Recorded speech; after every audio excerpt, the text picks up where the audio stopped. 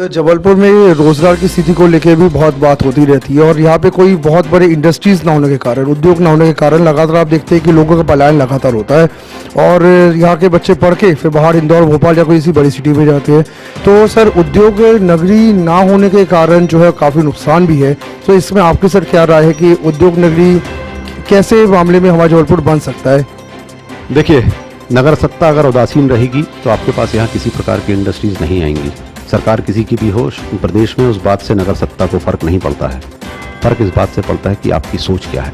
अगर आपके पास ज़मीनें हैं, आपके पास साधन संसाधन हैं, आप यहाँ इंडस्ट्रीज़ को बुला सकते हैं, आप यहाँ स्किल डेवलपमेंट के कार्यक्रम कर सकते हैं, आप लोगों को एम्प्लॉयमेंट दे सकते हैं, आप क्यों नहीं देते हैं?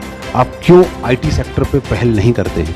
आप क्यों अच्छे ऐसे कार्य नहीं कर सकते कि हमारे युवाओं को रोजगार यहाँ पे मिल सके? ये तो आपके हाथ की चीज़ है। आपको इसमें किसी के पास जाना नहीं है। आपको सरकारों के पास बहुत ज़्यादा पैसे मांगने की आवश्यकता नहीं है। स्टेट गवर्नमेंट कोई भी रहेगी, नगर सत्ता कोई भी रहेगी, आपको जो पैसा मिलना है वो आपको पैसा मिलना है, तो पैसा आपको मिलेगा। सिर्फ आपकी सोच की बात है, आपकी विजन की बात है। आपके जो शहर के बेरोजगार हैं, आपके शहर के स्कूल के बच्चे हैं, आपके शहर के कॉलेज के बच्चे हैं, यहाँ से बाहर चले जाते हैं, पूना पढ़ने जाते हैं, इंदौर पढ़ने जाते हैं, अन्य शहरों में पढ़ने जाते हैं, बॉम्बे जाते हैं, वहीं नौकरी करते हैं, वहीं से बाहर चले जाते हैं। हमारे यहाँ के ना तो स्कूल के बच्चे, ना तो कॉलेज के बच्चे और ना नौकरी करने वाले बच्चे, हमारे शहर संस्कारधानी के बॉर्न एंड ब्रॉट अप बच्चे जो होते हैं वो बाहर चले जाते हैं और हम यहाँ पर उनके लिए कुछ भी नहीं कर पाते हैं। ये हमारा सबसे बड़ा दुर्भाग्य है और यह नगर सत्ता के लिए बहुत आसान कार्य है कि हम यहाँ एक अच्छा इंस्टीट्यूशन लेके आएँ जहाँ पे अच्छी से लोगों की पढ़ाई हो सके। बड़े इंस्टीट्यूशंस ला सकते हैं, बड़ी मेडिकल फैसिलिटीज़ यहाँ पर, बड़े हॉस्पिटल्स अपन ला सकते हैं, हम यहाँ एम्स ला सकते हैं और भी सारी चीज़ें हम ऐसी यहाँ पे ला सकते हैं। रोजगार के बहुत सारे साधन हैं जो हम यहाँ पर पैदा कर सकते हैं, लेकिन अभी तक ऐसा नहीं हुआ है। ईश्वर से प्रार्थना करता हूँ कि शायद हमारे जबलपुर शहर में ये सब व्यवस्थाएँ आगे बने, जिससे हमारे यहाँ के बच्चे, हमारे यहाँ के नौजवान बाहर उनको भटकना ना पड़े, जाना ना पड़े, यहीं के यहीं उनको रोजगार मिले और वो अपने माँ बाप के साथ यहीं पर जबलपुर में रहें और तरक्की करें। सर, जबलपुर में एक और समस्या यातायात की भी है और इस समस्या से तो काफ़ी लोग परेशान रहते हैं और यातायात की समस्या जो है वो दिन ब दिन बिगड़ती जा रही है, सुचारू रूप से होने का नाम नहीं ले रही। अभी फ्लाईओवर भी अपने यहाँ पे बन ही रहा है और ड्रीम प्रोजेक्ट मेट्रो ट्रेन भी अपने यहाँ पे है। तो सर, ये यातायात की जो व्यवस्था आप देख रहे हैं, तो इसके बारे में सर आप क्या विचार रखना चाहेंगे? देखिए, यातायात बहुत सारी समस्याओं में से एक बड़ी समस्या के रूप में हमारे शहर में है। जब इंफ्रास्ट्रक्चर का दौर पूरी दुनिया में चल रहा था तो हमारे देश में भी चल रहा था, तो हमारे शहर में भी था। हम उस इंफ्रास्ट्रक्चर की दौर में, अधोसंरचना की दौड़ में बहुत पीछे रह गए। पूरी दुनिया में हमारा देश पीछे हो गया, पूरे देश में हमारा मध्य प्रदेश पीछे रह गया और पूरे मध्य प्रदेश में हमारा संस्कारधानी जबलपुर पीछे रह गया। जब फ्लाईओवर पूरी दुनिया में बन के बातें फ्लाईओवर की खत्म हो गई, तब जबलपुर में सबसे पहले मैं जब पार्षद बना, तब मुझे मौका मिला, तो तब मैंने फ्लाईओवर की बात करी थी, तब मैंने 4 लेन सड़क की बात करी, तब मैंने बहुत सारी ऐसी 6 लेन की बात करी थी मां नर्मदा को जाने के लिए। मेरा ये कहना है कि हम इंफ्रास्ट्रक्चर अगर डेवलपमेंट नहीं कर पाएंगे तो हम यातायात की व्यवस्था ठीक नहीं कर पाएंगे। हमारे बहुत सारे ऐसे बॉटलनेक्स हैं शहर में जहाँ पे या तो फ्लाईओवर की ज़रूरत है, हम लेफ्ट टर्न बनाते हैं तो लेफ्ट टर्न का उपयोग नहीं करते, हम लोगों को वहाँ से उठाते हैं और कहीं से भगाते हैं, एक तो उनको भी प्रॉपर व्यवस्था नहीं देते और वहाँ से उठाने के बाद वापस वहाँ पे उनको जमा देते हैं। हम किसी भी तरीके से कोई भी काम ऐसा नहीं करते जो बनाने के बाद हमने पुनः बिगाड़ा ना हो, बिगाड़ने के बाद पुनः बनाने की बात, फिर बिगाड़ने की बात। इस तरीके से हमारा यातायात ठीक नहीं होगा।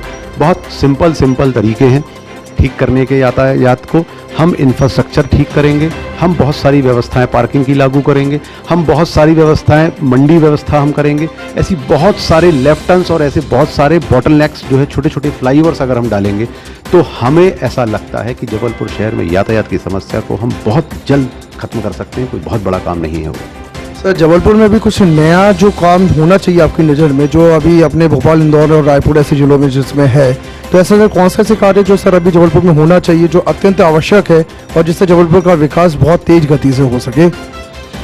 देखिए, सबसे पहला काम तो है इंफ्रास्ट्रक्चर, अधोसंरचना की जो बात है।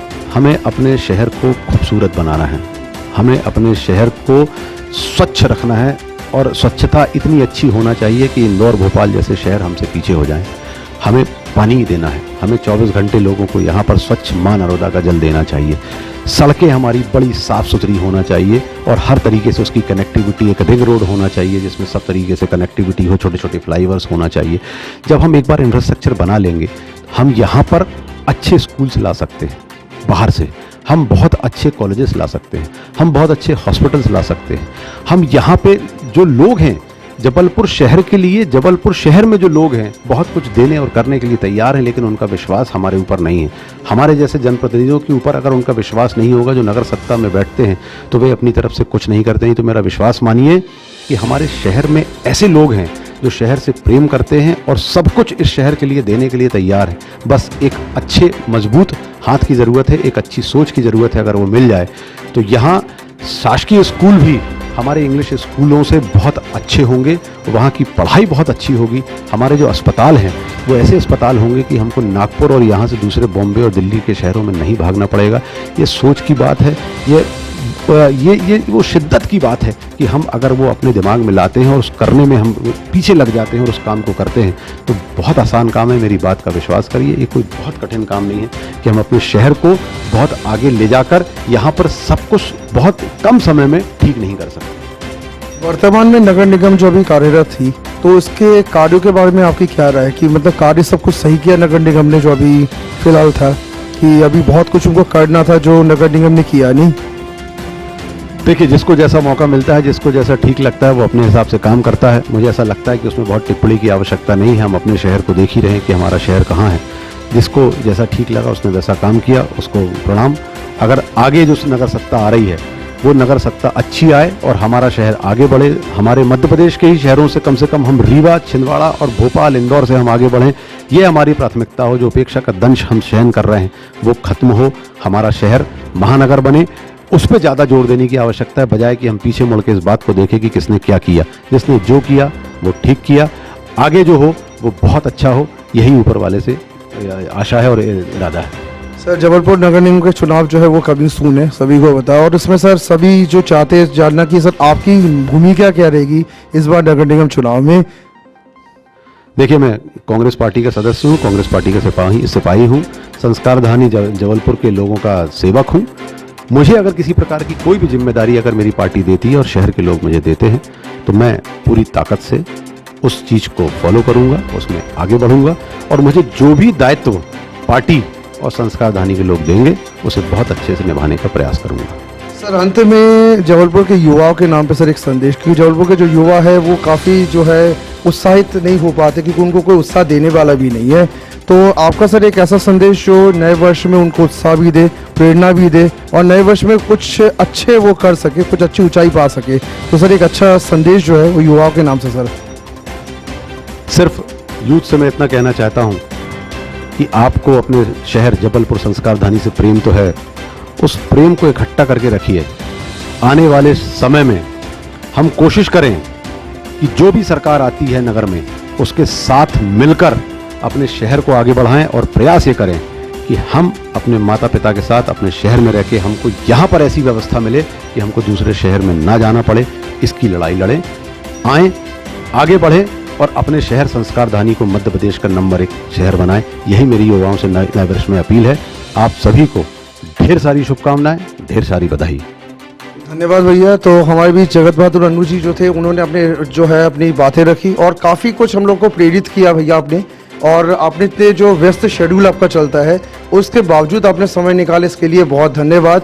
और सबसे बड़ी बात तो ये है कि जबलपुर के विकास के लिए ये जो वर्ष है 2021, ये हम लोग के लिए एक बहुत बड़ा वर्ष है जिसका हमें जबलपुर जो है वो हमारे जो साथी ज़िले जो है उनसे भी आगे बढ़े, ऐसी मनोकामना है। तो सर, जाते जाते एक अच्छा वाक्य आप जबलपुर के बारे में बता दें जो आप जो है शेयर करना चाहते हैं। हमारा जबलपुर हमारी जवाबदारी, हमारा देश हमारी जिम्मेदारी, यही मूल वाक्य है।